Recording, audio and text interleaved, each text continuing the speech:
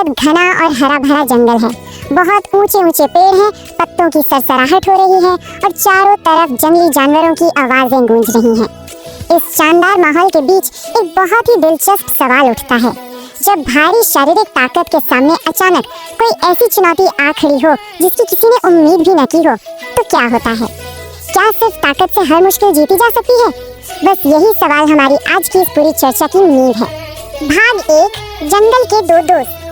और ये बहुत ही शानदार तरीके से दर्शाता है कि इन दोनों दोस्तों के स्वभाव में कितना बड़ा अंतर है। देखिए, इस विशाल जंगल में दो बंदर एक साथ रहते हैं। एक तरफ है मोटू, जो शारीरिक रूप से बहुत विशाल और एकदम ताकतवर है, लेकिन उसमें एक छोटी सी खामी है, वो थोड़ा स्वार्थी है। और दूसरी तरफ है छोटू, जो शरीर में तो छोटा और थोड़ा कमजोर है, लेकिन उसका दिमाग बहुत तेज है और वो स्वभाव से बेहद दयालु है।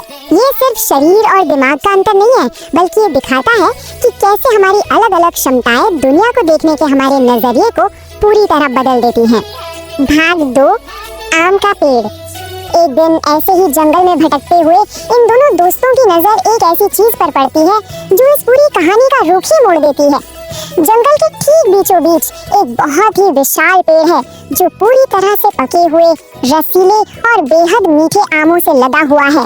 इतनी लंबी यात्रा और थकान के बाद ये किसी खजाने से कम तो नहीं है। उन आमों की मीठी महक और उनका शानदार पीला रंग वाकई किसी को भी ललचाने के लिए काफी है। भाग 3, स्वार्थ और लालच। और बस यहीं से असली संघर्ष शुरू होता है। हमने अक्सर देखा है ना कि जब चीजें बहुत ज्यादा मात्रा में मिल जाती हैं तो असली चरित्र बाहर आ ही जाता है। यहाँ मोटू ने अपनी शारीरिक ताकत का पूरा फायदा उठाया और लालच में अंधा होकर बड़े ही घमंड से चिल्लाते हुए ऐलान किया, सारे आम सिर्फ और सिर्फ मेरे हैं। उसने एक पल के लिए भी अपने दोस्त छोटू के बारे में नहीं सोचा और नीचे खड़ा बेचारा छोटू बस उदास होकर बैठ गया, क्योंकि वो अच्छी तरह जानता था कि शारीरिक ताकत में वो मोटू से कभी नहीं जीत सकता। भाग 4, अचानक आया तूफान। अब यहाँ माहौल एकदम से पलट जाता है। अचानक बहुत तेज और डरावनी हवाएं चलने लगती हैं। जो पेड़ कुछ ही सेकंड पहले एक मीठा खजाना लग रहा था, अब वो बहुत खतरनाक रूप ले चुका है। पेड़ की डालियां इतनी जोर से हिलने लगी कि ऊपर बैठा मोटू पूरी तरह से घबरा गया और डर से कांपने लगा। यहाँ ध्यान देने वाली सबसे गहरी बात यह है कि उसकी वो विशाल शारीरिक ताकत जिस पर उसे इतना घमंड था, वो प्रकृति के इस कहर के सामने बिल्कुल बेबस और बेकार हो गई। प्रकृति ने एक ही झटके में ताकत का सारा भ्रम तोड़कर रख दिया। भाग 5, सच्ची दोस्ती और मदद। ये इस पूरी चर्चा का सबसे अहम मोड़ है। ऊपर मोटू बुरी तरह फंसा हुआ है और नीचे वही छोटू खड़ा है जिसके साथ कुछ ही देर पहले धोखा हुआ था। तो क्या वो अब बदला लेगा? बिल्कुल नहीं। इसके उलट छोटू ने बहुत ही शांत और एकदम कोमल स्वर में कहा, डरो मत, मैं तुम्हारी मदद करता हूँ। ये वाक्य अपने आप में अविश्वसनीय रूप से शक्तिशाली है। उसकी दयालुता और समझदारी ने किसी भी तरह के बदले की भावना को तुरंत हरा दिया और ये साबित कर दिया कि असली बड़प्पन भारी शरीर में नहीं बल्कि चरित्र में होता है। आइए आगे बढ़ते हैं और देखते हैं कि ये कैसे आकार लेता है। छोटू ने सिर्फ बातें ही नहीं की, उसने तुरंत अपनी समझदारी से काम लिया। सबसे पहले वो तेजी से गया और जंगल से एक बहुत लंबी और मजबूत बेल ढूंढ कर ले आया।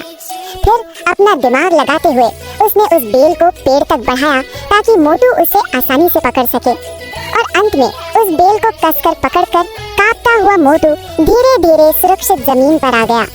छोटू की इसी सूझबूझ और फुर्ती ने एक बड़ी जान बचा ली। भाग 6, कहानी की सीख।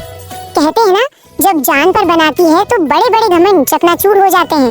सुरक्षित जमीन पर वापस आने के बाद मोटू को अपनी गलती का बहुत गहरा एहसास हुआ। उसने बिल्कुल सच्चे मन से कहा, मुझे माफ कर दो, हमें आम मिल बांट कर ही खाने चाहिए। इस भयानक संकट और छोटू की निस्वार्थ दया ने मोटू का नजरिया पूरी तरह से बदल कर रख दिया। इसके बाद का नजारा बहुत ही प्यारा था, जहाँ दोनों ने एक साथ खुशी खुशी बैठकर उन मीठे आमों का भरपूर आनंद लिया। तो सबसे अहम बात ये है कि इस पूरी घटना का सबसे बड़ा निचोड़ आखिर क्या है। देखिए, जब हम अपनी चीजें दूसरों के साथ बांटते हैं और मुश्किल वक्त में बिना किसी स्वार्थ के एक दूसरे की मदद करते हैं, तो सच्ची दोस्ती की नींव इतनी मजबूत हो जाती है जिससे कोई भी तूफान नहीं तोड़ सकता। चाहे वो प्राकृतिक तूफान हो या जीवन का, उदारता और एक दूसरे का साथ ही जीवन का सबसे बड़ा और स्थायी खजाना है। अंत में ये कहानी हमारे लिए एक बहुत ही गहरा सवाल छोड़कर जाती है। जब जीवन में अचानक तूफान आते हैं तो क्या असली ताकत सच में शारीरिक बल में पाई जाती है, या फिर संकट के समय हमारी असली ताकत हमारी करुणा, हमारी दयालुता और एक दूसरे का हाथ थामकर चलने में होती है।